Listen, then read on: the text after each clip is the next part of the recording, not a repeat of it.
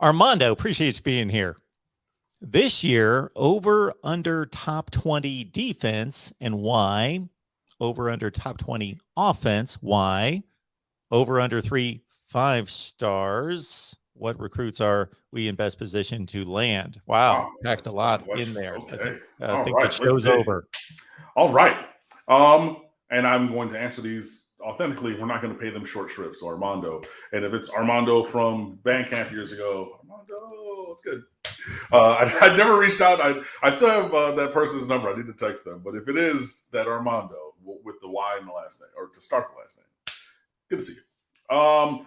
Over under top 20 defense. I'm going to go under. So in the 20 to whatever higher number that would be, 20 to 40. Why? I just think that there's some holes on the roster, and there's going to be turnover, obviously, and you can still have improvement by not hitting that number. So I think that we're going to see improvement based upon the coaches that are here and some of the changes, but there's still some holes to be plugged currently where I think probably over, but with it being over, it will still be improved. And I mean, obviously now you're talking about yards per play, efficiency metrics, overall total defense. I think just in general, we're talking about just kind of holistically, if you were to put all these things together, will Miami be one of the top 20 defenses in America?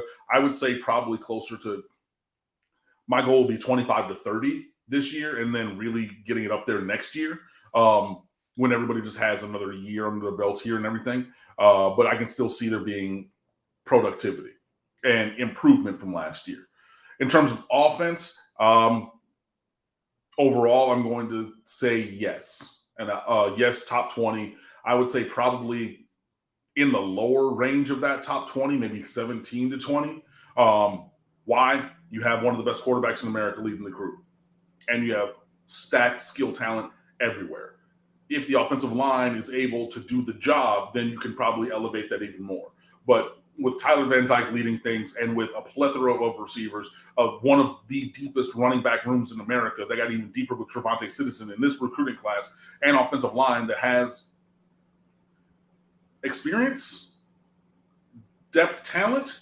Now, I'm not going to say that it's, the best offensive line ever, but there are pieces there and things to like, and a head coach who won 2 national titles here as an offensive lineman, so he knows what he's talking about. And then his best friend who's coached offensive line, including, a couple top 10 or at least one top 10 pick in Penei Sewell, who knows what he's talking about.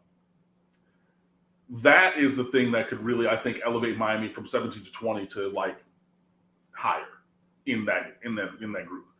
But when you have a guy like Tyler Van Dyke leading things, the floor should be very high for what the offense does in general. And you bring in Josh Gaddis as offensive coordinator. You saw what the development improvement was at Michigan there. And it was funny. He was on the Joe Rose show, and he was like, yeah, we're going to run the ball, but, there's going to be a little bit more, throwing the ball. And, we have a really good quarterback, which is basically like, so we ran the ball a lot at Michigan because, like, I had some mid for quarterback, but I got Tyler Van Dyke, so I'm not going to run the ball all the time because I got this kid playing quarterback, which is good. So I think that would be why Miami, again, I would foresee in the top 20, but with the ability of the offensive line to do the job, that could elevate even higher than that, top 15. Top 10? I mean, they really take everything clicking to get up there. Yeah. Over under 3 5-stars in this recruiting class.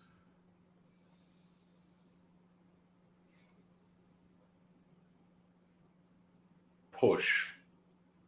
So I think 3 is the number. And that's why when I do over-unders, I always do a half, because then you can't, push. At the number 3, I push. 2.5, I go over. 3.5, I go under. And I would love to be wrong in the way of undershooting it. So if I say push and we get 4 or 5, so we go over, great. Even if we exceed the 3.5 other number, if we were going by half a number, yeah, I would like to see that. But, I mean, there's plenty. So you have Jalen Rashada, who's a 5-star quarterback from Pittsburgh, California, lifelong Hurricanes fan. He gave an interview as a middle schooler saying that Miami is his dream school. He's recently gotten an offer. Dante Moore from Michigan, Detroit Martin Luther King, he has an offer. He has had his Rashada debuts. He's in 5-star range at 29 overall on the 247 composite rankings that just got updated today or yesterday. Dante Moore went from 15 to 8 overall in this class. Not quarterback, overall player. And he's visiting campus, I believe I saw or heard that sometime soon, if not today, Dante Moore. So those are 2 quarterbacks. Those are options. You have Jalen Brown, the wide receiver from Gulliver Prep, who was on campus today when the dead period just ended.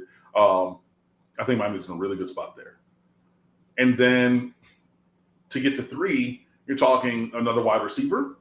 Is that Brandon Ennis? Is that Carnell Tate from IMG? Is that Jaden Wayne, the defensive lineman from Washington State, Seattle, or somewhere over there in Washington State? But he's visited a couple times. There's a couple offensive linemen who are 5-stars who are connected to Miami in this class. So if you're talking about a quarterback, let's just call it a quarterback, a receiver, and a lineman of whatever side of the ball, that's how you get to 3. I could see how someone could talk themselves into more. I definitely could. I just need to see a little bit more to go there fully. I think it is very possible to go in that direction, have a top 5 class this year, boom, boom, boom, boom, boom. I think it is very possible. But to make it probable, I would just need to see a little bit more to have that full faith. The last part of the question, and again, Armando, thank you for all of the questions, was who are we in best position to land right now? I think that there's just a bunch of guys that Miami is really connected to. You have Ruben Bain from Miami Central, Jalen Brown already mentioned, Jaden Wayne already mentioned, Jalen Rashada and Dante Moore already mentioned, and there's going to be more. I mean, you're not going to have a 6-person class, and I've only named 6 guys for you. But I think, obviously, and I mean, Hakeem Williams from Stranahan is a guy who's been to campus 11 times in this last year. Peyton Kirkland from the Orlando area is a 4-star offensive lineman who's 6'6", 330. There's lots of guys who are interested in the University of Miami at this current time. And I think that Miami's going to be in a good position to land a number of them. So as the summer heats up and things, and remember, this staff is coming in mid-cycle and you've heard Cristobal say it, you heard Manny Diaz say it, you've heard Nick Saban, Kirby Smart, any coach you think of. To recruit elite players, it's a 2 to 3 year cycle. It is not just their senior year. So if you're waiting to recruit somebody until September 1st of the senior year, which is the day you can officially offer someone as a senior, if you're waiting till then to build a relationship with a top guy, you've waited too long. Look at Avante Williams personally. We started that relationship with him by the rules and everything. But when we were recruiting his cousin, Lorenzo Lingard. So when it came time for him to commit and everything, he said, that relationship I had in Miami goes back years, plural. Florida, yeah, they're right down the street because he's from the land and everything, but it's not as the relationship did not have the longevity. So even coming in now for the 2023 recruiting class, this staff is behind. So now they're lobbing out the offers and everything because, again, just like I said, it's a multi-year process to recruit the top elite players. That would be the one thing that would give me pause in this recruiting class. But you also do see usually new coaches get that bump in their first full recruiting cycle, not the one that they salvage at the end. We had a good class, 14 guys, and we're top 15 nationally. So that's the salvage class, the transition class. Now we're pushing to the full class. So there's a lot of competing factors here, but I think that, it's very possible that Miami has a top 10 class. I would say likely that they have a top 10 class. It's very possible to have a top 5 class if things go right. And with things going right, then to Armando's question, plenty of these guys that are on the board or just in the world of high school football and the recruiting landscape will eventually make their way to Miami, whether I've mentioned their names here today or not. But as we move forward, there'll be other times where I'll mention even more names. Trust and believe.